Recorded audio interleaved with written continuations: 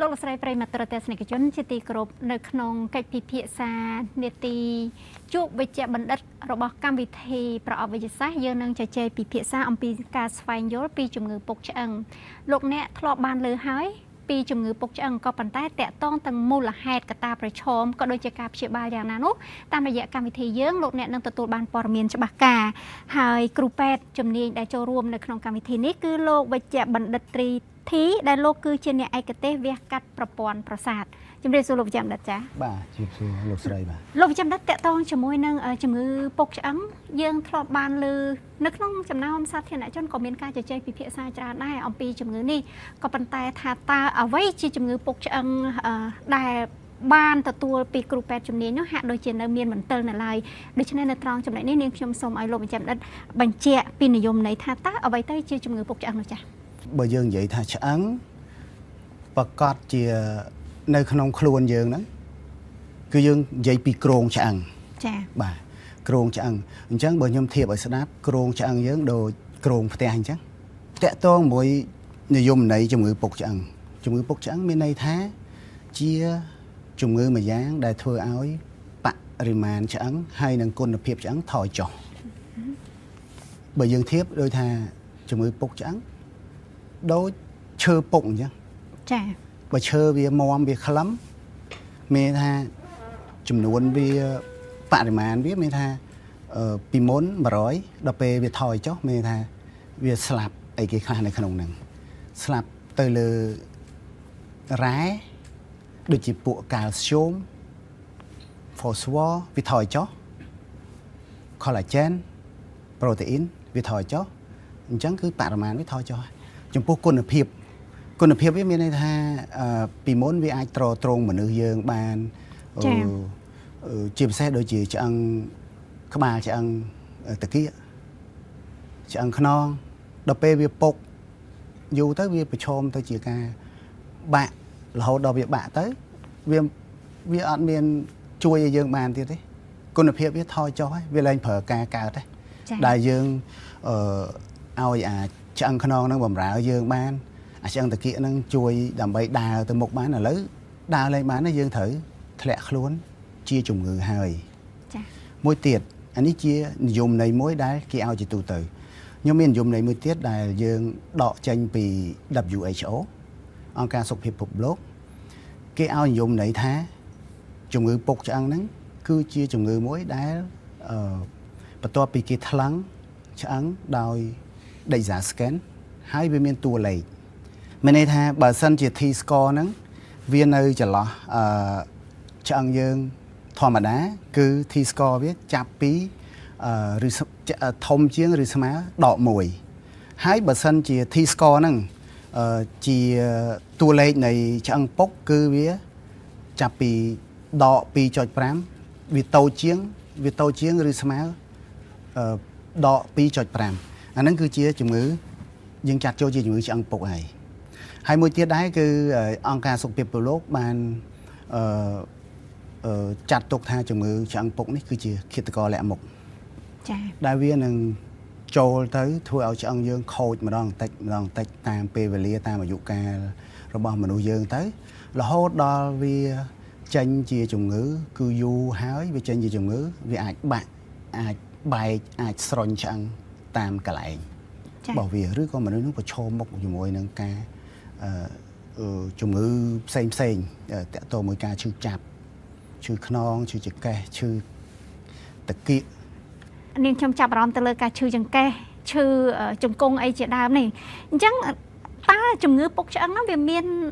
ទំនាក់ទំនងឬក៏វាប៉ះពាល់យ៉ាងណាដែរទៅដល់សភាពឬក៏ការឈឺចង្កេះឬក៏និយាយដោយជាទូទៅថាវាប៉ះពាល់យ៉ាងណាទៅដល់បញ្ហាឆ្អឹងខ្នងនេះចា៎ខ្លួនយើងមានក្រងឆ្អឹងចា៎អញ្ចឹងពាក្យថាជំងឺពុកឆ្អឹងដែលវាថយគុណភាពហើយនឹងបរិមាណវានឹងគឺពេញទាំងអស់សូម្បីតែឆ្អឹងក្បាលក៏វាថយគុណភាពហើយនឹងបរិមាណរបស់វាគឺមានន័យថាពុកពេញមួយខ្លួនប៉ុន្តែយើងមើលឃើញថាកន្លែងដែលវាសម្បូរមានបញ្ហាជាងគេគឺនៅឆ្អឹងកងផ្នែកចង្កេះហើយនឹងខ្នងមូលហេតុគឺតំបន់ហ្នឹងគឺជាកន្លែងប្រជុំទម្ងន់ហ្នឹងហើយបានឆ្អឹងចង្កេះហ្នឹងគឺវាមានទំហំធម្មជាតិយើង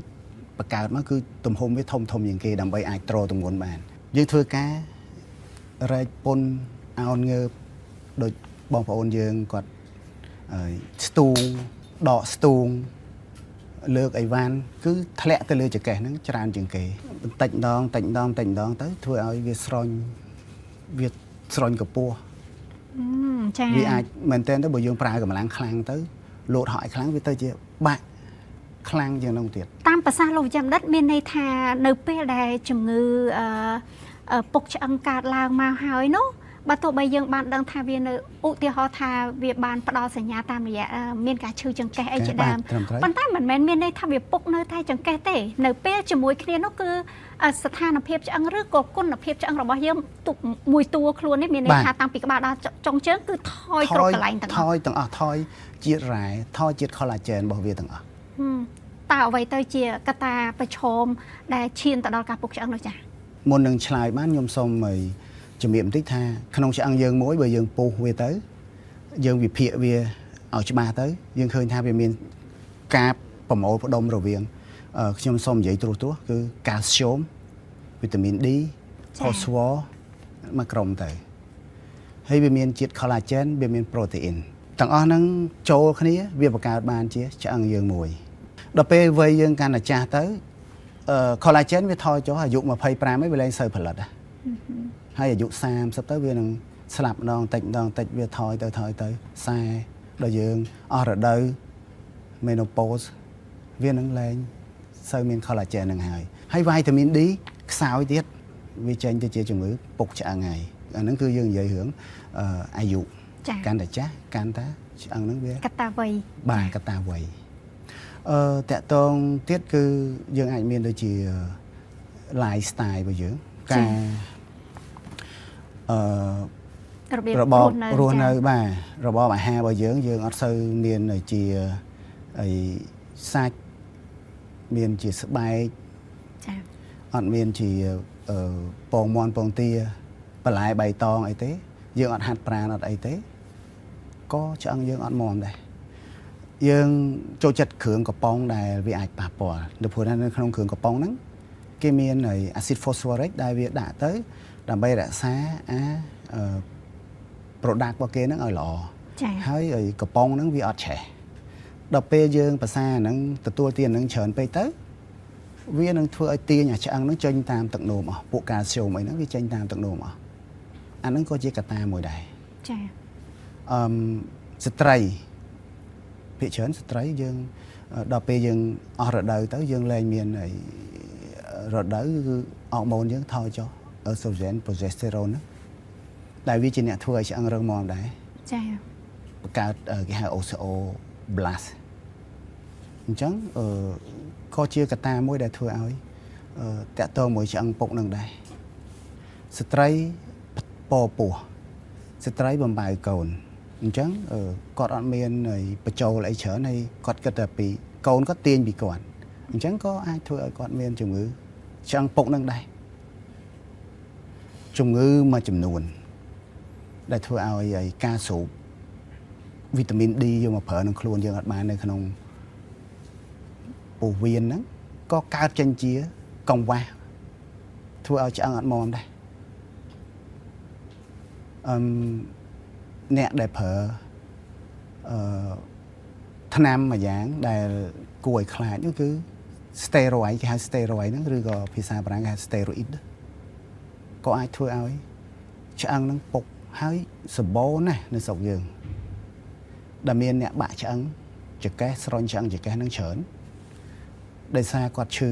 ស្លាកដៃស្លាកជើងឈឺចង្កេះបន្ទាប់មកគាត់ប្រើអាថ្នាំ steroid ហ្នឹងទៅវាធ្វើគាត់បាត់ឈឺគាត់សប្បាយចិត្តតែសប្បាយបានតែប្រហែលខែដំបូងទេប្រហែលឆ្នាំដំបូងទេបន្ទាប់មកវានឹងបំផ្លាញគាត់វិញទៅជាជំងឺឆ្អឹងស្ពោតឆ្អឹងពុកលើសឈាមស្បែកស្ដើងជំងឺផ្សេងច្រើនជាងនឹងទៀតបើទោះបីគាត់ប្រើក្រោមវិជ្ជបញ្ជាក៏ដោយវិជ្ជបញ្ជាល្អអាចមានជំងឺខ្លះគឺត្រូវការប្រើថ្នាំនឹងរហូតចា៎តែទោះថាថ្នាំហ្នឹងគឺគាត់មុននឹងប្រើគូពេទ្យប្រាប់ឲ្យថាអាចនឹងមានជំងឺនេះមួយនេះពីរពុកឆ្អឹងជំងឺនេះ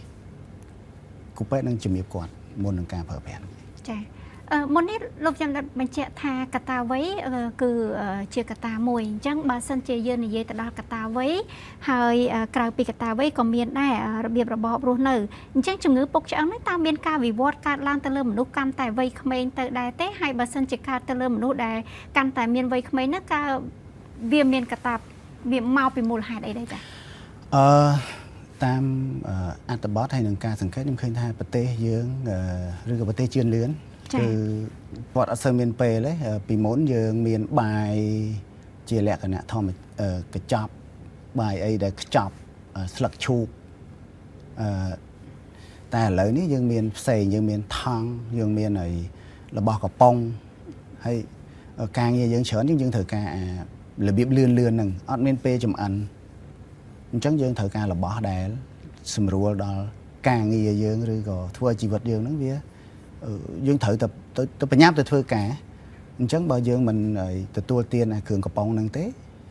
អត់មានពេលបើយើងមិនញ៉ាំមីកំប៉ុងហ្នឹងទេយើងអត់មានពេលចាអាហ្នឹងជារឿងមួយដែលធ្វើចូលរួមឲ្យមនុស្សយើងហ្នឹងជាពិសេសក្មេងៗគឺមានជំងឺពុកឆ្អឹងក្មេងៗខ្លះទៀតគាត់តមគឺគាត់ចង់ឲ្យរាងគាត់ស្អាតអញ្ចឹងការទទួលទានចូលខ្វះហើយអត់មានបាទអត់គ្រប់ទេអត់មានសាច់អត់មានបន្លែបៃតងអត់មានវីតាមីន D អត់មាន collagen អីចូលទៅទេអញ្ចឹងធ្វើឲ្យគាត់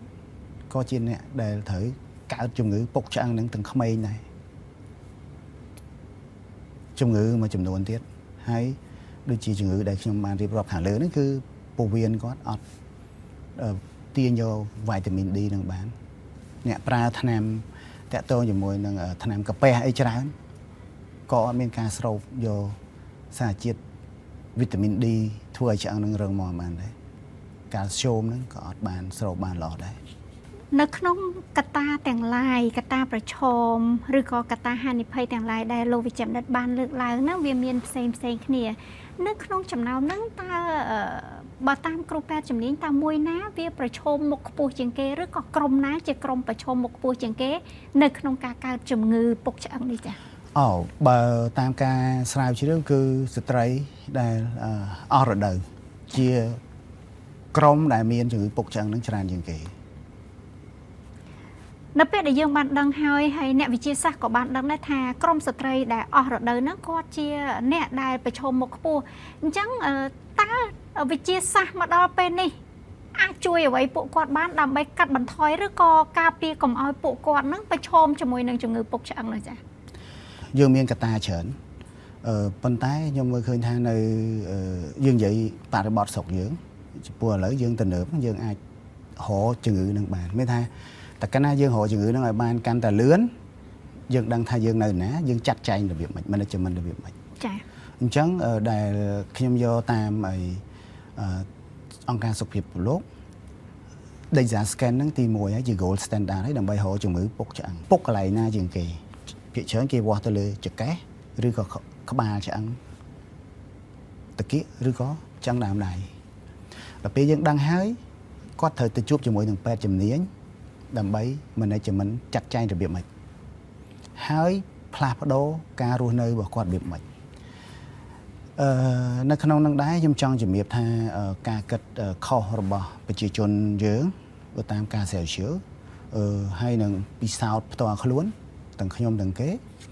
សម្រាប់ប្រជាជនយើងអត់ចូលចិត្តទៅដល់គោទេហើយមែនតើទៅអាហ្នឹងជាប្រភពរបស់កាល់ស្យូមប្រភពរបស់ឆ្អឹងមាំយើងទៅមើលខាង Western បន្ទាប់ពីកូនគេអាយុ3ឆ្នាំហើយនេះក៏គេឲ្យញ៉ាំដល់គោស្រស់ឲ្យសមស្របទៅជាមួយនឹងពោះវៀនពោះតាំងរបស់កូនគេចា៎គឺមួយថ្ងៃមួយកែវមួយថ្ងៃមួយកែវមួយថ្ងៃមួយកែវរហូតដល់គាត់អាយុ10ឆ្នាំ20ឆ្នាំ30ឆ្នាំ40ឆ្នាំ60ឆ្នាំរហូតដល់គាត់ចាស់អ្នកណាម្នាក់បើទោះបីសភាពអាចថាឈឺចង្កេះឈឺជង្គង់បានកើតឡើងទៅលើខ្លួនគាត់ក៏ដោយប៉ុន្តែគាត់គិតថាវាជារឿងធម្មតាមួយ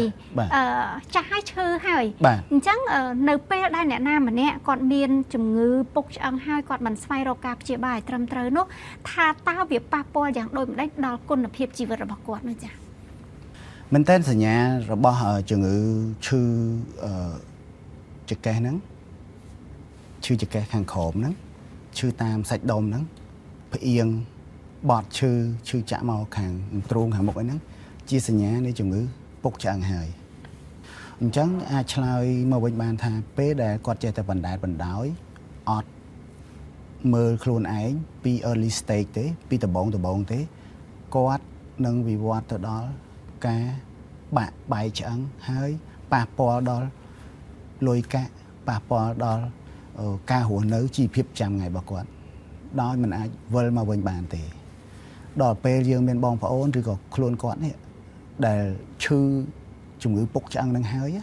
bạn còn đang tha sẽ đài chưa được dương sau phép nó như tha sau phép dương cất tìm muối á đập pe chẳng mơ đập pe dương và đảo tới dương ọt man hồ về ở khơi hô pe đó bạn dương sẽ đài chà nơi pe để quạt mình xoay rô cạp chia bá ăn nuôi chia rêu muối hay là quạt nâng mình miên ở cả chia tề có bàn tay chấm pua nè để xoay rô cạp chia bà chấm muối nâng cừu pe chấm đến tha tá ở cạp chia bà tê lơ nè chấm ngữ bốc chẳng nâng chia tu tớ tu ban lọt tập hòอย่างโดนได้มีในทางบัสันเจก็ตัวตัวบานกาบเชียบาตรำไตรตาก็ตลอดมาสับเพียบหรือการรู้ในโดยมนเปได้กอดชื่อได้อดจ้ะbà slide สนุนนี่คือdương thời mưa tha tá quạt châu đó cầm rạch này hơi bắtตัวปีกอดชุดกูเป็ดจำเนียนกิทลังมือทาบกอดช่างกอดสปอร์ตให้เติมตำหนักการดำโบ้ยมกระทาอันนั้นตามการศึกษาคือเวียนเมียนสังคมหนึ่งเอาช่างกอดเรื่องมอมาวันบานพอโดไลฟ์สไตล์บกอดเต้ประโจลโปรตีนโจลคอลลาเจนประโจลวิตามินดีประโจลแคลเซียมไอ้ม้าอันนั้นจะไปใช้กิเตบอกคูเป็ดบัดเซนจะเนื้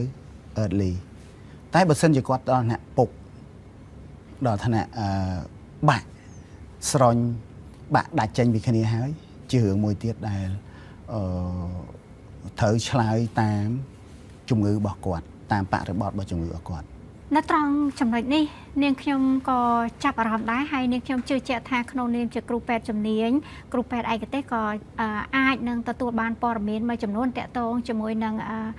กาใช้ลำเลยต่อนี้อมปีกาปราผลิตภัณฑ์มาจำนวนแต่จุยแต่ดอสุขภาพให้นักตรองจำเลยนี่เนียงขยมก็บานจับอารมณ์เตลเอาไว้ได้โลกจะเมียนภาษานั่นคือการบ่มเป็นของวาคาหน้ามวยเราเข้ามาดอไปนี่ตากรูเป็ดไอ้กระเตะเมียนปดอดมโบเมียนในขนมกาปลาผลิตภัณฑ์จุ่มนุยนามวยได้ยังหาทาเจียอาหารบ่ปอนหรือก็ซัพพลีเมนต์นี่ดับใบช่วยแต่ดอเนี่ยจุ่มงือปกจังช่วยกาเปียหรือก็เชียบาได้ตีจ้ะบ่เอาอย่างนี้ท่าเอาคูเป็ดเอาคอมเมนต์ท่ากู้ระเบิดผลิตภัณฑ์มวยนะชมส้มอย่างนี้ท่าอัตตอนเมียนกาได้เก๋อันนี้เอาเผอเจียแหลกกันเนี่ยเป็นมาปีพบโลกตีเมียนกาปรูปกับ FDA หนึ่งตีปัจจัยยังอาจหัวพบเว็บบ้านได้ชมมาซะยมใหญ่กล่อมานั่นคือสบายมวนสบายชรูปองมวนปลายใบตองปีเสายไก่อันนั้นคือพบระบบคอลลาเจนบ่จ้ะฉันเชื่อสอบมามาดอไปนี่เนี่ยวิจัยทราบเหมือนต้นเลิกตักจัดเอาเนี่ยจุ่มงือนามเนี่ยหรือก็ตัวใบกอดมันตอนคลายจะเนี่ยจุ่มงือปกจังก็ได้ปราเนอผลิตพอลนามวยน่ะได้อากาเปียหรือก็อาเชียบานเตจ้ะมันตอนเมียนใส่มวยยังไอ้ฮอบหรือก็พิซซ่ามาขอบนั่งเต้วิจังยังเตยจีเริงมัวไหมก็ทำวิเมียนกระตาโจที่ชนะได้ยมใหญ่เหมือนยังไงจังยังตอนเมียนผลิตภัณฑ์น้ำมวยได้พิซซ่าเต้กี่ท่าเวียนละอสมัยจังนั่งเตคนนั้นยังดังท่าวิตามินดีเธอไปโจเมียนกินเมียนอัปรูหายเมียนทน้ำได้กี่พิซซ่าเอาจังนั่งเวียมัวมาวิ่งมาตัดมาคายมาชนะแต่อันนี้เจี๊ยกาดมโบเมียนหรือก็ในขอมกาขบของบกุเป็ดมันอาจยังเต็งเผอครูในมันดีคอลลาเจนยังเมียนได้เจลบอได้เกี่ยเผอบ้านปันท้ายมันเมียนกาอัปรูหรือก็เผอเจียแหละกันเนี่ยตัวสควอลดอย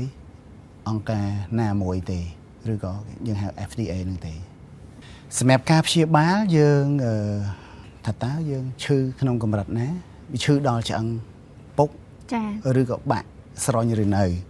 บัสันจีจุ่มมือนั้น គាត់ឈឺខ្លាំងប៉ុន្មានឈឺចំកន្លែងណាឈឺរបៀបម៉េចអញ្ចឹងយើងមានថ្នាំបំបត្តិឈឺមានថ្នាំតាក់ទងជាមួយនឹងការហូបឲ្យឆ្អឹងហ្នឹងវាមាំមកវិញនៅពេលដែលដំណាក់កាលដំបូងដូចខ្ញុំជំរាបអញ្ចឹងអាចជ័យ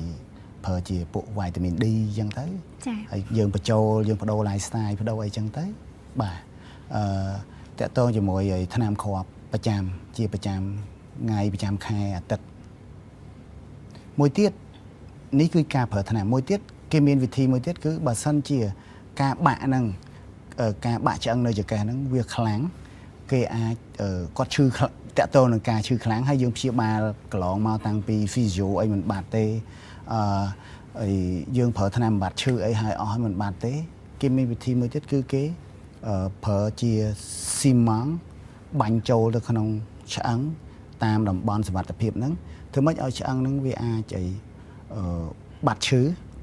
នៅក្នុងឆ្អឹងហ្នឹងហើយឆ្អឹងហ្នឹងមែនតើវាអាចមាំតែមួយដុំហ្នឹងទេមួយដុំដែលគេធ្វើហ្នឹងទេអាហ្នឹងក៏ជាវិធីមួយដែរដើម្បីជួយដល់អ្នកជំងឺហ្នឹងឯងចាអរគុណលោកចាំដិតតាមប្រសាសន៍របស់គ្រូពេទ្យជំនាញមិនចំពោះតែលោកចាំដិតឬក៏គ្រូពេទ្យឯកទេសផ្សេងទៀតទេគឺបានបញ្ជាក់ច្បាស់ហើយតកតងជាមួយនឹងការប្រើប្រាស់មិនថាផលិតផលជំនួយសុខភាពឬក៏ថ្នាំទេมันអាចប្រើប្រាស់ដោយគ្មានវេជ្ជបញ្ជាពីព្រោះថាវាពាក់ព័ន្ធទៅនឹងសុខភាពរបស់បុគ្គលម្នាក់ៗទៀតផងចាតើបុគ្គលក៏តើគាត់សមស្របជាមួយនឹងអាហារប្រភេទណាថ្នាំប្រភេទណាហើយនេះខ្ញុំជឿជាក់ថាតាមរយៈប្រសាសន៍របស់លោកចាំដិតហ្នឹងនឹងបានទៅដល់ប្រិយមិត្តទូរទស្សនិកជនហើយ